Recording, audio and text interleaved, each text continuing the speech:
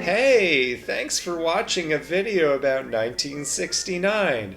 I want to plug the Patreon before we start. For $2 a month you get Discord access. For $5 a month you get early access. If the Patreon hits $400 a month, I will rank every year at number 4. So, support the channel financially by clicking the link below, if you want to. Alright, let's get nice.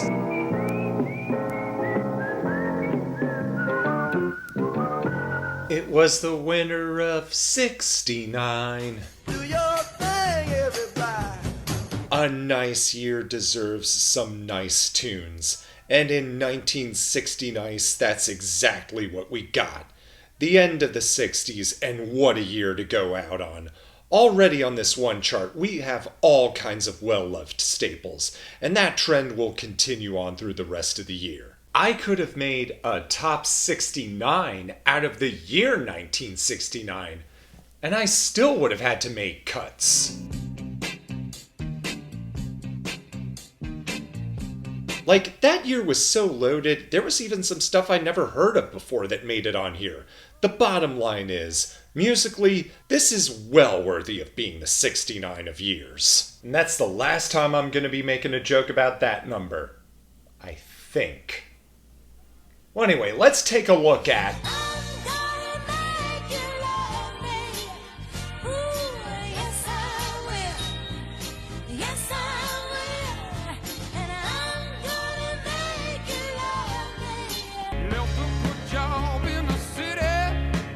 here we go. A list so strong that unfortunately somebody had to be at the bottom. Don't you just love traditions?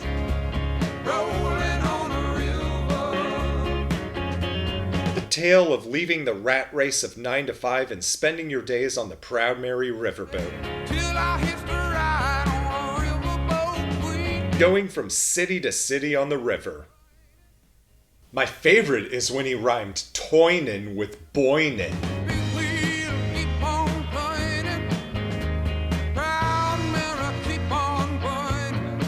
It's cute. Also, there was this TLDR backstory on Genius, but what I want to highlight is how the opening chord was based off of Beethoven's Fifth.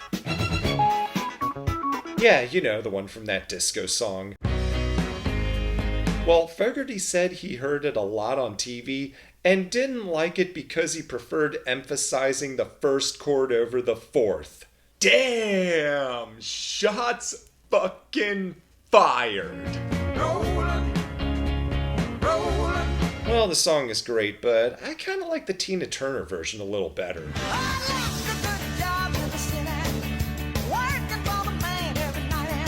Like, that version has a lot more energy. It's got a sense of having fun.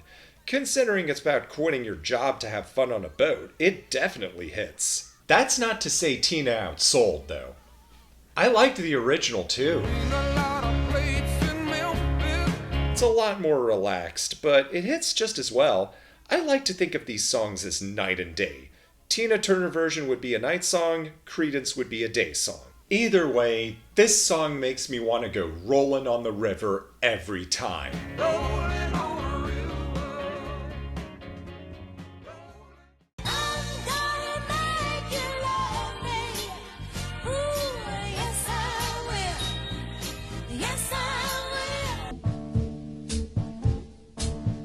If I Heard It Through the Grapevine isn't on the best list, just call it a career. Well, the randos have spoken. Guess I gotta save my career now.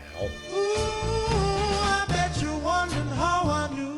This being low on the list shows how strong 1969 was. Of course I'd have to have it on here somewhere. It's one of those songs that feels like it's been around forever. Can you imagine if this was the first song ever made? I certainly could. Well, it was first written in 1966. Originally, it was given to Gladys Knight and the Pips in 1967.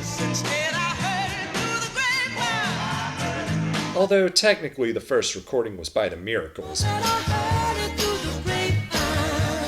But that version didn't get released until 1968. And get this, Creedence did their own version of it as well.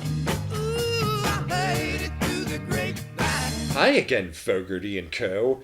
This one from 1970 is 11 minutes long. Apparently they didn't want the label to release it as a single, but they did anyway, and it charted. But hands down, the best version belongs to Marvin Gaye. I know a man ain't supposed to cry. He emotes so much better with his voice, and that lush background music fits the song well. And I just love the backup singing. Honey, well. Absolutely effective. The song's already great, but those two things put this version over the top. It is perfect music for losing your partner, too. That much longer would you be mine? Not to take away from the other versions, certainly not the Miracles version, but Marvin went all out with his version. And just as a testament to how superior his version is, when the California Raisins did their iconic take on it, whose version did it resemble most? Don't you know that I heard it through the grapevine? Marvin's. And when the Big Chill used that song for their opening credits, whose version did they use? I'll trust hands to make it blue. That's right, Marvin's. And that's why it's the best version. But how much longer will it be that? Maybe The Weeknd's got a version up his sleeve? Said I heard it through the grapevine.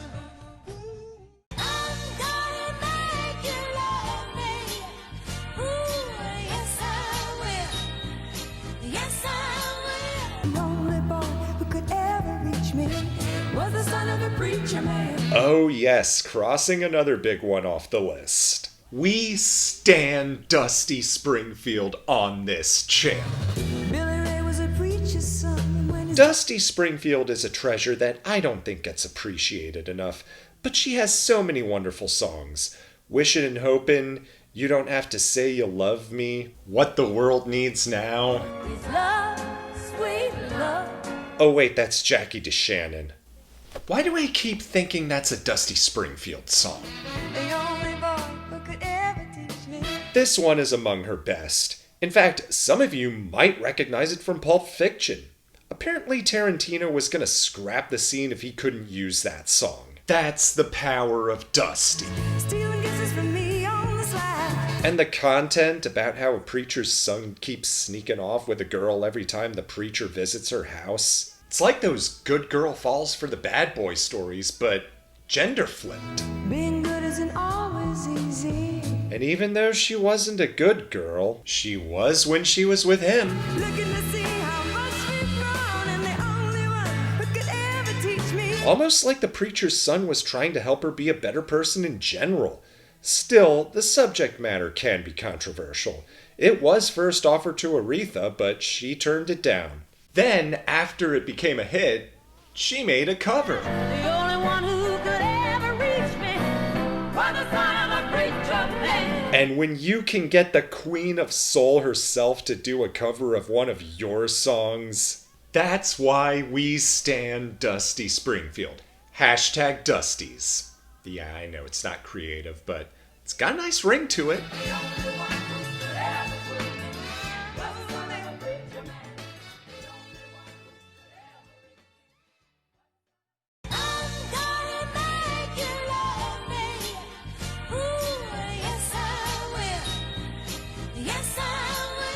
I can't stop this feeling.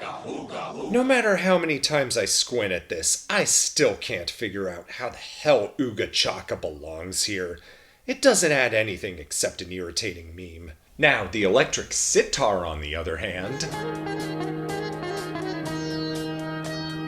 I can't stop this feeling. that's how you open it up. You know, we also don't give BJ Thomas a lot of credit. Keep me thirsty for. And the man died a few years ago, so I think we should throw some respect on his name. This is absolutely one of his best songs. It's just a simple love song about how love is great and fun. The way he sings it fits perfectly, though. I'm hooked on a feeling. Like, he sounds like he's floating on air. You know, like most of us do when we get bit by the love bug. Of course, he had other songs too. Raindrops keep falling on my head. Yeah, Raindrops Keep Falling on My Head, that one's a classic, but it's not just those two. He has had a long and prolific career in country, pop, contemporary Christian. Wait, hold up. This guy did Christian rock? Just because I've got Jesus on my mind. Oh man. You know what this reminds me of? When your lame youth group counselor decides to throw a karaoke night in the fellowship hall. Oh, and you want to know what else he did? As Long As We Got Each Other, a duet with Dusty Springfield, #Dusties. If anyone recognizes this song, it's probably because it was the theme to Growing Pains. I don't know how well it's remembered, but I remember it being semi-popular in the late 80s. It had Robin Thicke's dad and Kirk Cameron. Oh no, I just ruined B.J. Thomas's legacy, didn't I? That you're in love with me. Okay, well let's forget all that noise and remember the great stuff. R.I.P. B.J. Thomas, may you forever be hooked on a feeling. The feeling named Jesus. I'm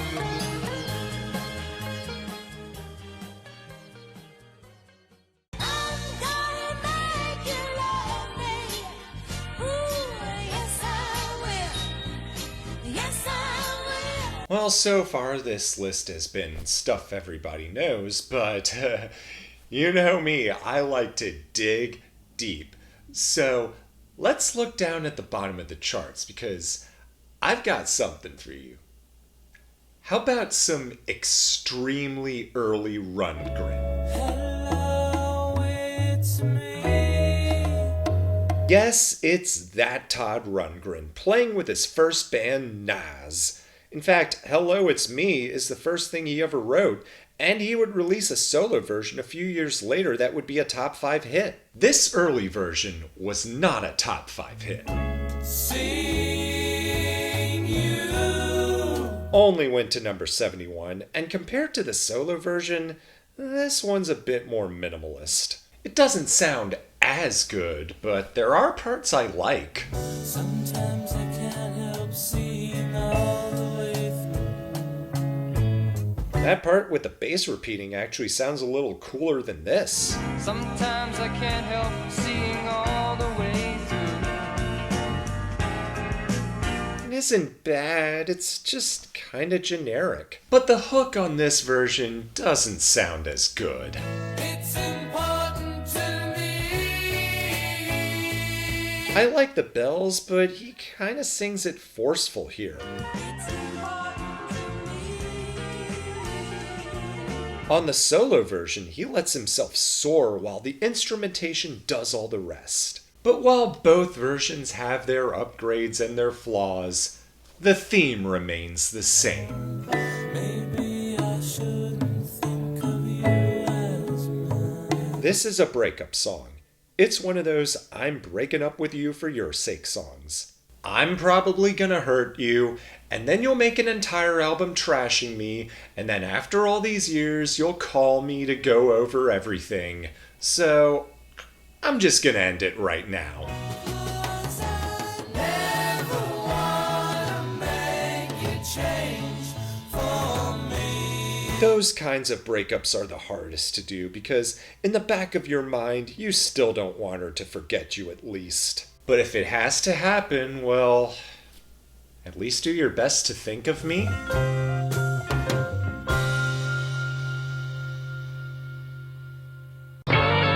After these messages, we'll be right back.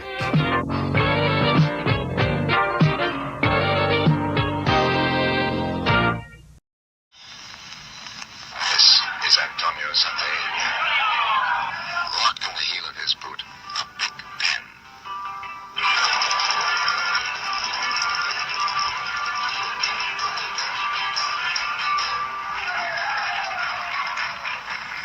No matter how you punish it, a big ballpoint pen writes first time, every time. Big medium point, 19 cents. Big fine point, 25 cents.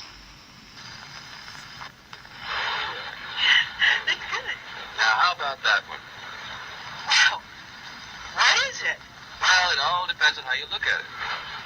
That is better, but How? What about a portrait? Instant ancestor? Remarkable resemblance. very funny. We'll find one. I'd like to find another cigarette. What's wrong? Oh, I don't know. This one tastes kind of harsh. Here, try one of my coals. Okay. Come on to the cool taste. Come on to cool. Come on to the cool taste. You never had it so cool. Hey, Betty, you find anything you like yet? No? That's cool. Nice and smooth. Cool filter kings, cool filter longs. Both have the taste of extra coolness. You never had it so cool.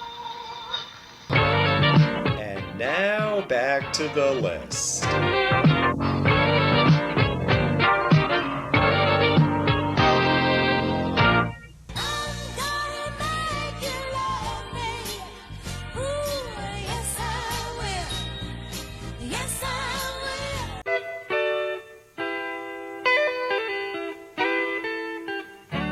Oh, I remember this one. Yeah, this is that Dilated Peoples song. Worst comes to worst, it was semi-popular for a while in like 2001 or so. Well, anyway, Oh, I forgot to be your lover. this is a heartbreaking song about how his woman is slipping away from him because he forgot to treat her right. And he's just pleading with her to give him one more chance to do so. Oh, I've been working for you, doing all I can, and work all the time didn't make me a man. Like, it's tough to balance a work life with a love life, and he is pouring out the frustration. And come to think of it, these lyrics also sound familiar. Where have I heard them before? Oh, this is that Billy Idol song. Yeah, it's the same thing. He pretty much took that song and turned it into a Billy Idol song.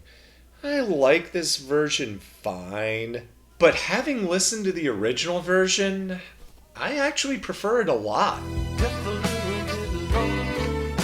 Here you can feel the emotions, the pain, the sense of anxiety. Whereas the Billy Idol version, he's singing this like he sings Rebel Yell. It's not a disaster, it just doesn't work as well. There is nothing we can do. There were a handful of other versions as well, and that, along with all the other rap songs that sampled it, is a testament to its staying power. But it seems like we forgot to love the original, so, can we try not to do that going forward? Hold on a little bit longer.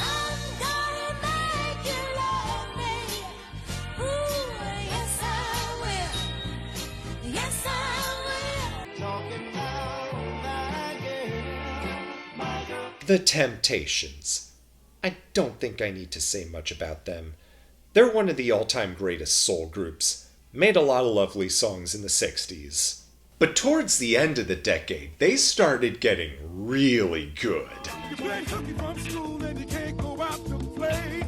They were getting all psychedelic and the songs were getting really long. This one's almost 10 minutes long. But they weren't just long songs. They were works of art. You're on your way. Runaway Child Running Wild is exactly what it says on the tin. A story of a child who decides to run away because he's just so tired of his mama telling him what to do all the time. You know, like we all were when we were kids, right? Roaming through the city, going nowhere fast. You're on your own at last. Yeah, everyone talks about running away from home, but this kid actually goes and does it. And he's about to find out that running away is all fun and games until you actually do it. Want your mama. You suddenly realize that you had it good at home with your mama, but you're too far away, and now you're lost in the city, and it's night, and the freaks are all out. And this is where it turns into a work of art. Like, spectacular, It's not like you're even listening to a song. It's more like you're watching a movie, or no, it's more like you're the kid running away. Just the dark, gritty tone is enough to make you feel the danger and confusion all around you. You're spiraling downward.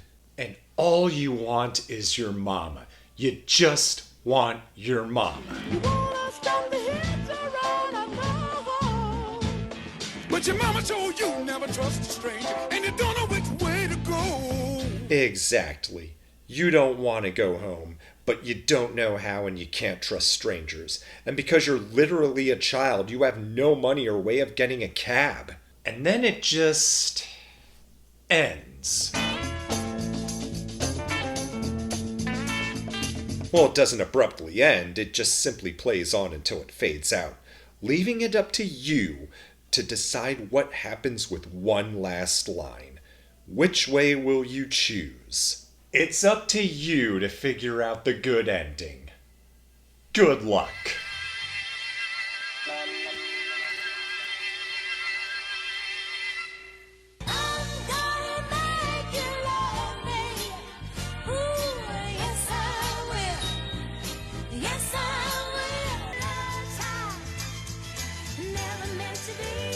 Ah, Love Child. The big hit by the Supremes about a mother having a child out of wedlock. I bring this up because the sequel was on the charts that week. Mama's cooking bread. She wore a dirty, raggedy scarf around her head. Yes, it actually is the sequel, told from the Love Child's point of view. Know how I know this? I read it on the Wikipedia page. And we all know, if Wikipedia says it, it must be true. You've been punishment 'cause your mama wants to raise you the right way. Now, that last song was about a kid running away from a mother who was just trying to raise him. Afraid one day when I was grown that I would be hurt. In this one, her mother wasn't really trying to raise her, and she was afraid of how she would turn out. Now, she did the smart thing. She didn't run away until she was college aged. Said I was born at each with maids and servants at my feet. And she just wiped her mother out of her memory, pretending that she grew up with privilege and that her mom died while on vacation in Spain. Sounds a little far-fetched, but so were the 60s. Came a telegram. Mom passed away while making homemade jam. And then she finds out her mom died and it hits her. She made a mistake.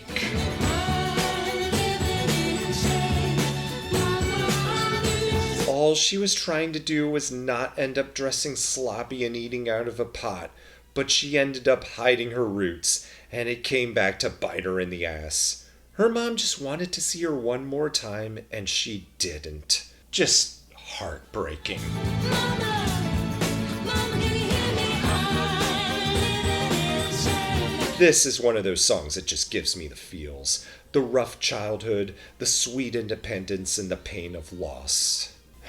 But such is life.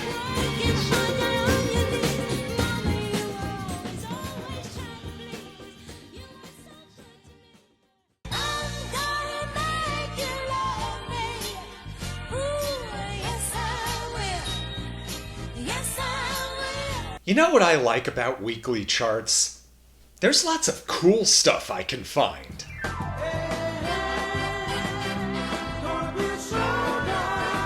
Sometimes I like to pretend I'm traveling back in time and looking at the chart from that era's perspective. Like, what's this song I see in the top 20? The Bob Seger system? Interesting. Wonder if these guys are gonna go anywhere. Well, let's check it out. Oh yes, this rocks already. And yes, this is indeed that Bob Seger. Well, you've heard of Ramblin' Man. Now get ready for Ramblin' Gamblin' Man. His first big hit on the charts, and it turned out to be the only hit for the Bob Seger system. They couldn't get any momentum and disbanded. And then Seger went solo for a few years. Then he formed the Silver Bullet Band. And now you know the rest of the backstory. And this song is so simple in structure, like you can find 1,000 songs like this, especially in the late 60s. But what makes it great is just how hard Seeger goes. Like, the way the crushing percussion and organ combines is awesome, and Seeger sounds like he's enjoying it. He sounds like he's having fun. And if he's having fun, then damn it, I'm having fun too. I've explained the content a lot in these last few entries, but with this, I could just turn my brain off and rock out. And it is such an effective palate cleanser. I've gone back to this so often when writing these lists. And yet, it's only at number 2.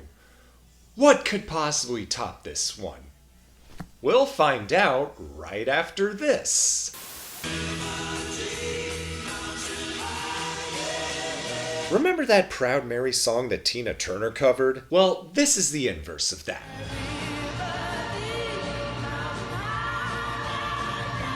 Originally made by Tina in 1966. Then Deep Purple got their hands on it and turned it into this. And while it's not bad, this is one case where I can say Tina Turner outsold. I also appreciate the Love and Things. Good song, awesome guitar work. I just wish Eric Clapton wasn't such a piece of shit. Yes, even back then, he stole George Harrison's wife, and there is no part of me that finds that acceptable. I don't know. I like the Joan Jett version a little better.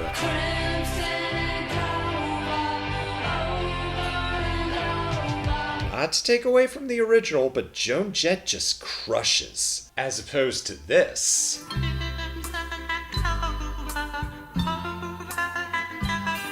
Ooh, trippy. I like it fine, but given the choice, I'd rather not feel disoriented. A while ago, I said I hated Sweet Caroline because it's so annoying when everyone sings along with it. But with this one, I love it because it's so fun to sing along to. Why do you build me up, buttercup baby, just to let me down, let me down? Yeah, I could kick myself for not having enough room on the list for this one. I don't know, that na na na na na always bothered me a little bit.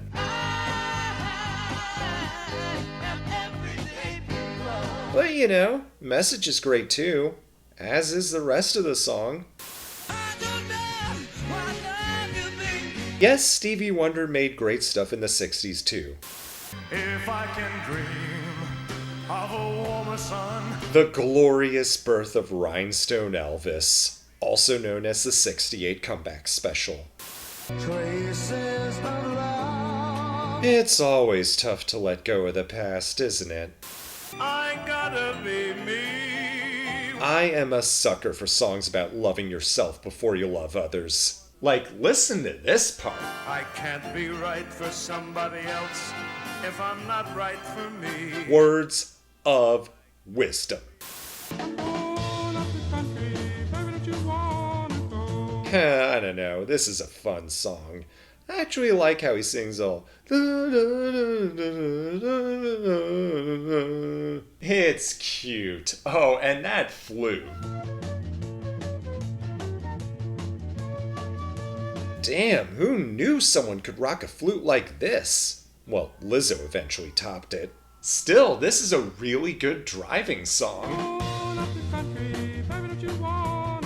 Such great driving music that, of course, it'd be car commercial music too.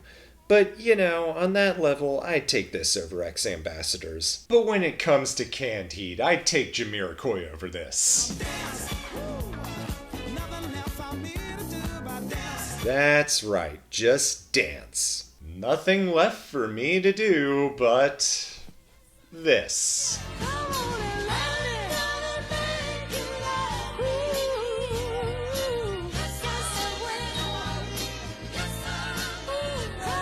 So I'm going to be super honest with you. I had a very tough time with this slot because, realistically, any one of those previous 9 songs, I could have made a compelling case for putting them at number 1.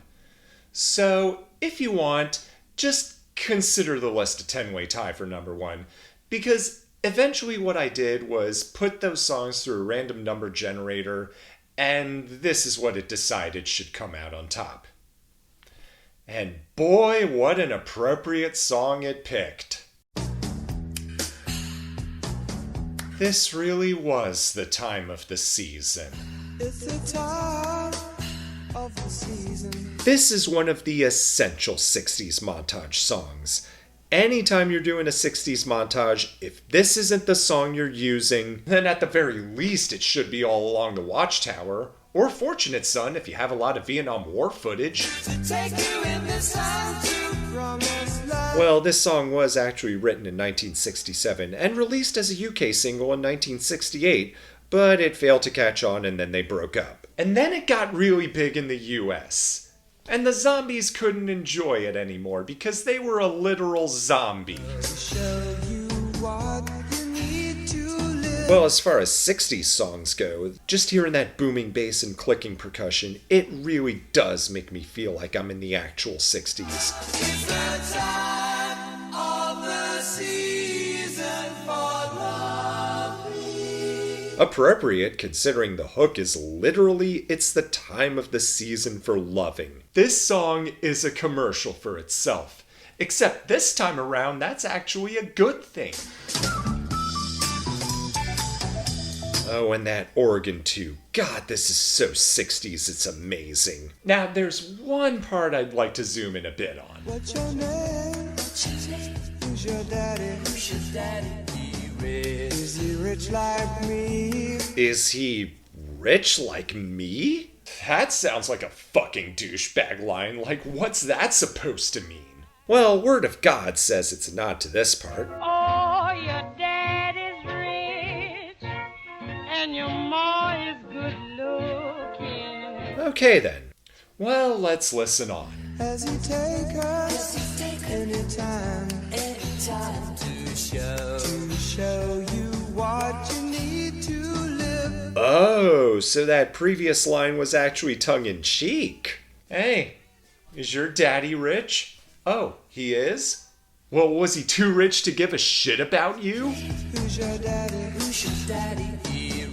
Is he rich like me? Yeah, it does sound sleazy, but if you squint really hard, it's like he's saying, hey baby, let's eat the rich together. I really want to know. It's the time. Well, you'd think with how big this song got in America, that would get the zombies to reform, but it didn't happen. They declined to take advantage of it. So someone decided, well, if we can't get the real zombies, we'll just make up some fake zombies. She's not there. So they put together 2 bands consisting of a bunch of randos, slapped the name The Zombies on them, forced them to learn the songs, and then put them out on stage to fool people. Depending on how you look at it, this is either the stupidest or the most genius scheme anyone's ever come up with. And get this, one of the bands had future members of ZZ Top. Meanwhile, the actual zombies just went on with their lives. Lead singer Rod Argent went on to make this.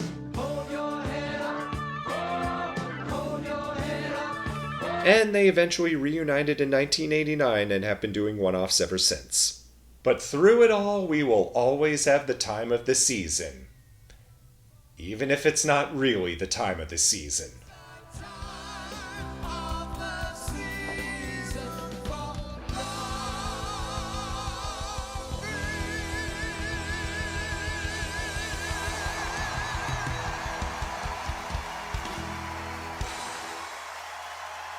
Daddy sing bass. Mama sing tenor. In the sky